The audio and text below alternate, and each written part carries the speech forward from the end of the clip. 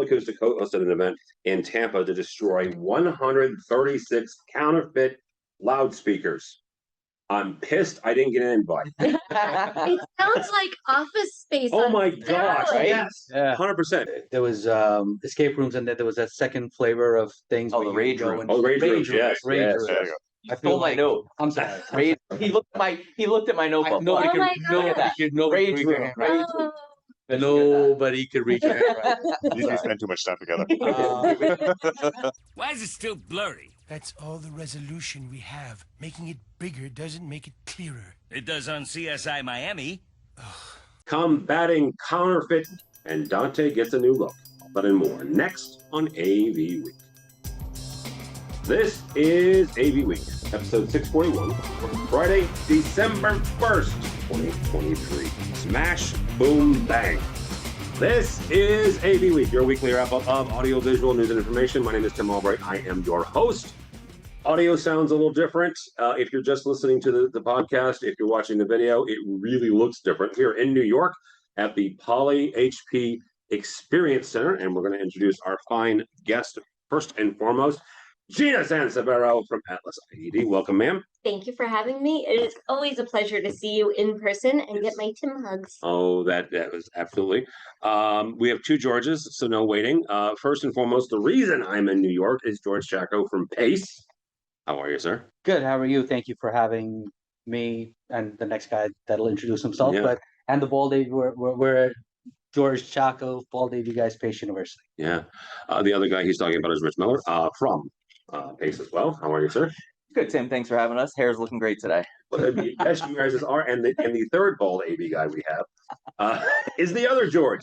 George Tucker, how are you, sir? I'm good, and I was here for your Tim hugs too. Or indeed, I forced it on the old curmudgeon. We came late. We missed the hug. Well, you did. I'm terribly sorry. Really quickly, the reason I'm actually in New York is because of the Bald AV guys.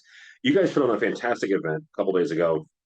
Pace University, Gina was there. She was on the panel that I moderated. She was fantastic. Bunch of really great women in AV. Talk first really quickly, like what's the whole idea? You guys had 200 high school students saying, here kids, here's the AV industry, knock yourselves out. Yeah. I'll get started. And it's funny because when we started this program, we thought, introducing the high school students, all our stories that we've stumbled into the AV industry. And if we can introduce the college level students to the AV industry, it would be wonderful for our industry that is looking for talent right now. So at the end of the day, as we started doing this and we were speaking to a lot of folks from the industry, and we spoke to, again, I'm going to do a name drop here, James King, because he does get credit for this eventually coming to fruition, is he suggested that it's maybe not that it's too late, but that we need to start planting this seed earlier into when the kids decide on their university or their career path by the time they're in 8th or 9th grade or whatever that is. So that's when Rich and I decided we got to do something to get into that younger generation and start planting. See that there is a career path. It's not just pulling cables or hanging a TV on the wall. It is that, but it is more. And we also, the more we started working on this, we wanted to also impress upon the kids that it's not just it's not a guy's club. It could be for anybody. Women are leaders in this industry, and we need more of that new blood, in a good variety. So that was the goal, and I think we came pretty close to it. Yeah, and the panel, Tim, you alluded to Gina was one of the fantastic guests on the panel. You moderated that panel. We highlighted that, and our student panel. 4 of the 5 students on our panel were also female, and those were, handpicked students from our class the last 2 semesters, and they've been superstars for us. And the fact that we're able to highlight that and keep pushing forward with this, and we can't thank everybody that supported the event enough, because without everybody from Pace to our industry friends to those of you that came sitting at this table to all the high schools, I think we're still on kind of cloud 9 processing everything that happened from 2 days ago, and it was. We're hoping to make it an annual thing, so we're really stoked about how it turned out. And I get to meet another George. in the Another AV George. industry. There's a lot of Georges. Another ball, There are a George. lot of Georges. All right. We're gonna get actually the super secret LinkedIn video we're gonna do is about how to get kids into the industry. So we'll save that to after this. First story comes to us from our friends at AV Network. Audinate has refreshed the brand identity of its acclaimed Dante audio-visual networking platform to reposition it as a complete AV over IP solution. I'm not going to say all of us saw this coming, but all of us saw this coming. This crystallizes Dante's ability to enable communication, experiences, and collaboration across people and spaces using just one plug-and-play network. Mr. Tucker, I'm going to start with you on this. How ready is the industry for Dante video? I think they're as ready for it as any other platform. Okay. Does it fit your solution, and can I integrate it where I need it? I think there's a couple of things with Dante that they've done, or Audinate, doing this AV over IP. Easy for you to say. Yeah, it's new jaw. So one of the things that caught me with this is that they have those little widgets and the little adapters to bring Dante to your existing infrastructure. If they can support the standards they say they did and the 4K 444 that they're claiming they can do over these things, I think it's brilliant and people will utilize it. Dante is known for what it's for the audio portion of it. From my world now, which is currently live events, we know Dante like anything. Mhm. And we do some installs for my company, and we would turn to this as a solution because it's going to be there. It's something we understand and we know. So I think they're ready for it. It just depends if your infrastructure is going to support So it. really quickly, you mentioned live events, and live events has been using Dante for years. Yeah. For audio. Mhm. Is there a play there? I mean, is it something where, I guess the best way to ask this, you and I were talking earlier, Kiss is in town for the last show ever, right? Last two. Last two. If you're an event producer, are you going to lean on Dante or any other AV over IP or the video portion that is becoming increasingly important in live events?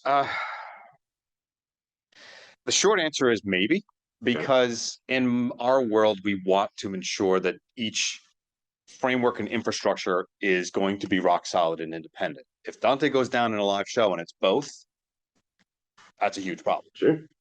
We have backups on backups, but more often than not, I'm looking at having a video and an audio signal flow so that I can manage them independently. There's too much to go wrong in such a huge event, in my mind. Now, you look at the Taylor Swift tour, I'm sure they're using something similar. They might be doing it over a single wire kind of idea, Yeah. but that's like months and months and months of planning, and that's that kind of stuff. And there's redundancy there as well. Yeah. So so I'm sort of backtracking myself, but can you see yourself doing that? Sure. But from an old school live guy, I want my independent. I can solve them. I can reroute them. Yeah. I don't have to worry about them being mixed. Right. Gina, we mentioned the fact that at least a bunch of us saw this coming, right? And this is not anything new. When Dante announced 4 years ago, I think, the JPEG 2000 part of their chip, but they're getting into a really, really crowded market, right? I mean, all of us in this room, my son is here. If you're seeing the video, he can name half a dozen AV over IP solutions. How do they, I guess the best way to ask is, how do they overcome that? How do they overcome that crowded pool mentality that is, oh, you're just an also ran, or oh, you're just another, or oh, it's whatever. How do they get above the noise of everybody else saying, we can do AV over IP? Yeah, I mean, it's definitely hard. I think, of course, they're going to have to find their differentiator, right? What makes them unique to the AV industry and to AV integrators. They have a name, an existing name. Okay. That's huge. You have to leverage that, right?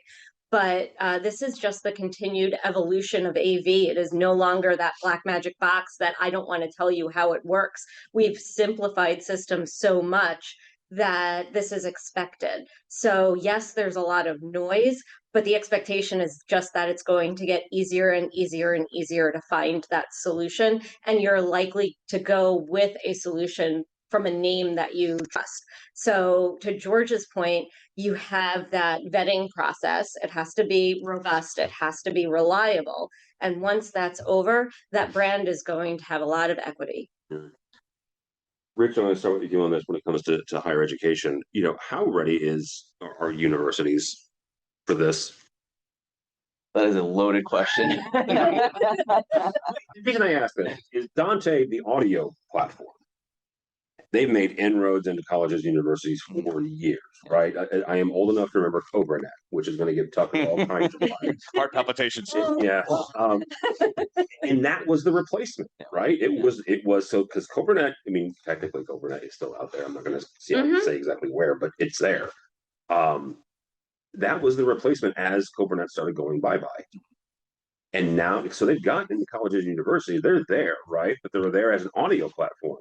How ready are universities to say, okay, yeah, we can use, Dante Manager as our video solution as well? I wish more. George and I were actually talking about this the other day, actually, in one of our many conversations throughout the week. We spent too much time together. Yeah. Well, They have the same hair. well, the biggest thing I think is be able to convince folks and proof of concept. So Gina mentioned having a brand name. So coming in with a company that may or may not have a reputation, going to our higher ups, they're gonna be like, huh, like I've never even heard of. And they may not even heard of Dante or Audinate. Obviously, George and I have because we're in the field or in the industry. But the folks that we're trying to convince to bring this into the university and to make our lives easier, right, and to give a better product. There's constantly, and George will probably go into this a little further. There's constantly events being requested, and it's like, well, we don't really have, literally and figuratively, the bandwidth to do this. Okay. So there's probably some retrofitting that needs to be done, and that's where the dollars come in. So I think the idea of it is there, and while you two of you were giving your answers, it also gave me like a really cool idea, shamelessly idea for our one of our courses that we're still developing, to have our students like come up with their own own version of a Dante type thing, just as a like a simulation type environment. Yeah, like from a design perspective, exactly. So like, that just hit me while you guys were giving your piece. So I was making some notes here, but I'm gonna, I think George might have a couple more details on the in depth because of his day to day. But I would love for us to be more ready and be able to make our lives a lot easier. I think we're hitting too many roadblocks still in the higher ed realm. Yeah, and it's primarily that there are so many different levels of understanding, like Rich mentioned, but also I don't want to say roadblocks. They're not necessarily roadblocks, but like in a university, you have limitations when it comes to network and where you can be on the network and what you can put on the network. My network is like, actually, George and I were talking, the Georges were talking about this a few moments ago about, I would love to do this, but my limitations are XYZ, right? So yeah, I would love to put Dante in the space, or, AI-based camera like One Beyond, so I could hit on an X panel some way and control it when I'm on vacation on India or whatever it is, right? But speaking that language on a technical level to the folks that are managing the network, they're like, whoa. You want to send 10 4K feeds over my network at the same time? Let's pump the brakes on that, right? So that is, I think, the biggest challenge. Now, a larger school probably has it easier. Ones that get to control their own networks and so on and so forth is probably easier. But I think that challenge is varied from. Do you think that conversation, though, has maybe changed a little bit since COVID, with the need to go, video remote and all of that? It seems like it's almost ripe for Dante right now to do this in higher ed. Yes, I think the timing is right. I think we have come to the table for the conversation, but I think there's still a gap that needs to be filled, a bridge that needs to be built between IT and AV. We need to work as one department as we are, because everything's over the network now. So absolutely. But I think we're gonna get there. We're gonna get there. Next story comes to us from AV Magazine, our friends over across the pond. I kind of sub-labeled this Smash Boom Bang because I was just, first of all, L-Acoustics, let's tell the story. L-Acoustics hosted an event in Tampa to destroy 136 counterfeit loudspeakers. I'm pissed I didn't get an invite. It sounds like Office Space. Oh my gosh, right? yes, 100%. Mitchell, that's your graphic. They seized it from the rental company Seven Sounds Music. They were ordered to pay Seven Sounds Music was ordered to pay $5 million in damages to L-Acoustics for trademark infringement. Local partners were invited to smash the fake speakers. Maybe that's why, because I wasn't local, as well as subwoofers, before they were sent to a sustainability firm to repurpose the materials. Gina, I'm 100% going to start with you on this. Write down manufacturer row. How important is it for manufacturers to highlight counterfeit gear? Oh, I think it's exceptionally important. I think that it is a brand reputation issue. It is a reliability issue, a perception issue, and I think that also it's a flex. It's a way to. I'm not even. I know. I like that. Really, Yeah. it really is. Nice. It's a way to show that you're serious. You're not just a whole bunch of talk that that we have these patents for a reason, and we have these manufacturing processes, and we have these quality control processes for a reason. We have extensive testing for all of our products for a reason.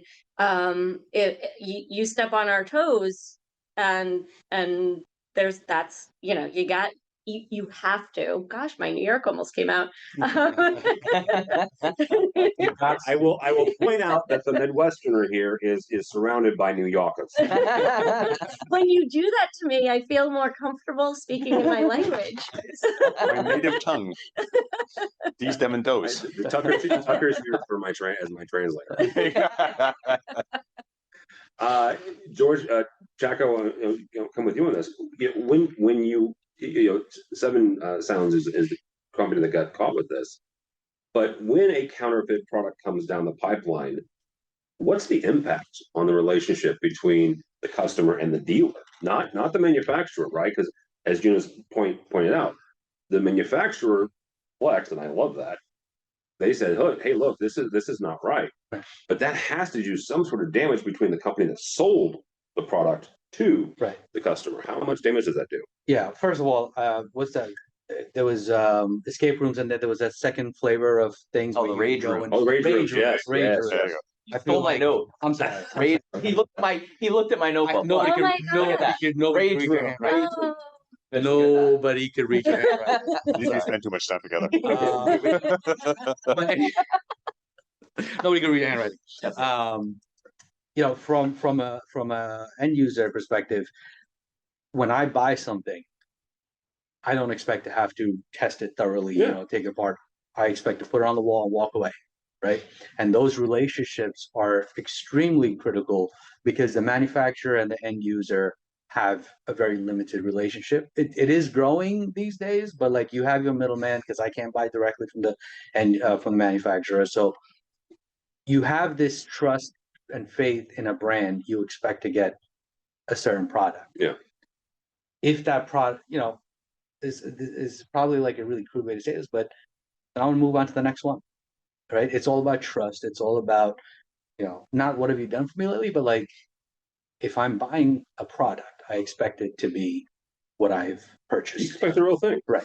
Yeah. So if I get burned once, I'm not going to go back that route. So and you don't have to because you have so many options. there's so many right? options. Exactly. Yeah. I guess that's the part I looked at. But there's There's not one. one. I could go to the next Exactly. one. Yeah. I'll Yeah. build my rage room and then go to the next one. All right, Rich. Besides rage, seriously, what's when you look at something like this, what are the recourses that you guys have as customers? Yeah, I think the biggest thing, I think George and I both in being hired I think we over the years become loyal to a fault sometimes. Yeah. So I the idea of blind faith when George was giving his response came into play. Like you want to open a box, you want to plug it in and walk away from it, right? You don't want to have to worry about anything. So the fact that when you sent this article around and was like reading, I was like, this really happened. Like, it made me think of just outside of our realm, the other, you're walking down the street and somebody's selling a fake Coach bag or the fake Jordans, like things We like are that. in New York. Yeah. So we're 3 blocks away from that. Wow. Really quickly, I understand that because my wife and my daughter came out of Louis Vuitton yesterday, and they showed me a $2,200 purse let. Yeah, with this big, Yeah, it was right? like, Yeah, so I understand yeah. the attraction. Yeah. Yeah. So, and yeah, George and I have been in the industry for 20 plus years, so we've definitely been burned, but thank goodness never in this capacity. But I know that you put a certain amount of faith in the person that you're dealing with or the company that you're dealing with. And George always mentioned that he mentioned the middleman because that's how we have to operate in our environment 90% of the time or 99% of the time, right? So you're putting your trust that they did their research, that they pulled the right strings for you, and that what they're telling you they're delivering is what they're actually delivering.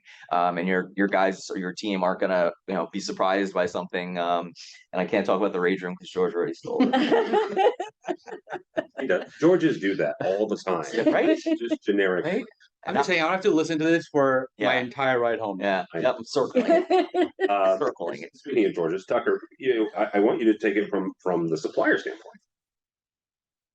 I have no idea, anything about Seven Music. I have no idea what the situation there is, but I am aware of a couple of situations in St. Louis, not with the company that I work for, not with CTI, but back when I was a tech manager, we had a situation where we had an amplifier that was purchased from another dealer in St. Louis, and turns out it was counterfeit. The dealer didn't know. Right, they purchased it from so there were several steps in this chain. It did damage, George, to your point, the relationship for a time. How do you go about, number one, verifying that the gear you buy is real, and then fixing that and healing that distrust that suddenly is there? I think part of it, again, coming from when I worked for a manufacturer of automation equipment, Yes. we encountered this as well. Where they would get stuff over occasionally from someone saying, no, it's not counterfeit, we swear, to just not telling us. Down to one of the engineers, actually, when I was working there with the engineers looking at the chips, and the chips were engraved with the exact same everything. They They went to that counterfeited extent. everything. Holy Wow. So their point was, is it under warranty? Did you register it? Mhm. Because the minute you register it with the company, they're going to tell you that is or isn't the right serial number. Okay. They're going to be able to tell you. And, maybe if you get through, they've somehow figured out your serial number or whatever your thing is. But then you start to see duplicates and you trace backwards to where that happened. Yeah. That's the first thing. Register. Yes, it's somebody has data entry. We all love the data entry. Healing it. I'm sorry, go ahead. You had a question? No, Because that's what we do with everything. We just register. And you have to. So pause for a second. Yeah. You register it as the dealer. I'm coming from my perspective. Well, I understand, but I want to make sure that to differentiate or to make sure that we're saying the same thing here. Are you saying that the end user, the person who's purchasing the equipment, is the one who should register it? Yeah. Or should that be on the dealer who's putting the system together? Because it's so rampant, I would be the individual institution that purchased it. Okay. Should register it because you have a record of all that. If that dealership goes belly up or something changes or records get evaporated by some natural disaster, you have some kind of connection there. Okay. So take the warranty card and go to the site. Warranty card, but here's the thing: any dealer worth their salt is going to give you serial numbers and logins and passwords at this point. But they're going to give them a doc, right, a spreadsheet, and then George and Rich are going to sit on or somebody and they're going to register this. Like another intern register data entry. Yeah, right. I mean, seriously, and that's one of my jobs actually at the company. When we get new gear, we all spread it out, but let's register that. It's in, and it's not really for finding counterfeit. It's that if something happens to this, especially in a small company like we are, we need to get that fixed and turn around as fast as possible, and that makes it so much smoother. A lot of times when you register, you get an additional 2-year warranty. Yeah, and you get support. You have some sort of or advanced replacement, right? Yeah. They just registered. It's advanced replacement. We know we know you're real. We know it's real. Knock yourself out. So. There are certain systems that I think inherently protect you against that. When you're using IP-based systems and you have endpoints and licenses, each of those endpoints has a registration, for lack of a better term, SKU that is registered with the system. If it's not recognized, you're going to have a problem immediately getting that system up and running. Okay. So, my concern though is and then the article doesn't go into it. I couldn't find it anywhere. What percentage of purchasers knew what they were purchasing was not legit? in this. And we all specific know, case- as your example, the bags on the street, Yeah. people who buy Beats headphones that we know aren't Beats. Right. You know, I mean, they're $10 Backwards. on the corner of 7 and 40. yeah, so, but I mean, someone gives it to give to somebody or represent, I mean, it's scales Yeah. of importance here, but I'm just curious of how many we're willing to say the price performance matches what I want. It's the price I'm gonna upcharge somebody I just installed it for because they think it's the real deal.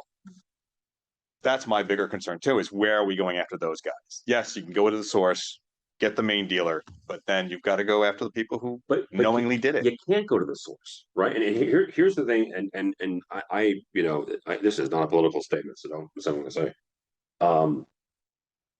Where this is manufactured is not within the confines of the United States government legal system. Well, did they say that this were these manufactured overseas? I Yes. don't know. Okay. Well, here's the thing, that this story has been going on for a while. We've Yeah. covered it a couple different times. I just found it interesting because they get to smash it. I'm so into that too. Oh yeah. But yeah, it's you know, and we have at least in Georgia have heard this. I don't know if Rich in Georgia has heard this part, but you have manufacturing facilities that are not within the U.S. They'll run a third shift Yeah. based on your intellectual property and sell it out the back door, Mhm. right? Not all of them do it, but it certainly does It's happen. rampant enough that it's common. Yeah. I mean, I can pick on or microphone manufacturers for crying out loud, not pick on them, but I have heard the stories. Well, fake SM58s are everywhere. He just said, you know, yes, that Yeah. was one of them that I know. You know, the SM58, which is a very common, very popular microphone. You can get it counterfeited if you Mhm. want. Now it's what is it, $50, $100 now? So you know you can, Yeah. yeah. So yeah, that's the only thing that gets me is yes, you can go so far up the chain within the legal system that we have here in the States, but there is a lack of mechanism and framework to protect it once it gets outside the borders. Yeah. And that's one for a legal guy. Oh yeah. That's one for Josh. So Yeah, we need Josh Trago. Yeah. back on. he needs to talk about that. Yeah. All right. Hi, Josh. He doesn't listen anymore. He's you know, that's not He's buried in legal. he's not he's off being a lawyer and a barrister. Hi, Josh. I don't know. You should know. Josh, Does he wear the Josh- wigs? Yes, Oh, you can see him wearing them. he would totally wear. Yeah, I can Josh see him. Trago, look him up. He's a very smart Yeah. guy, and he's the one who turned me on to security. He's too Him and smart. Bradford. Yeah. Turned me on to security. Bradford too. Yeah, Bradford's also very smart. Sometimes he's too smart for my own good. All right, y'all. Thank you so much. George Chacko, how do people get a hold of you? I'm on LinkedIn, George Chacko CTS, or Bald AV Guys on socials, or you can email me at gchacko@pace.edu. All right, Mr. Miller. Rich Miller on LinkedIn, at Bald AV Guys on all the socials, and R Miller at pace.edu. All right, Dar. Mostly on LinkedIn. I do sort of visit Threads and have a community there.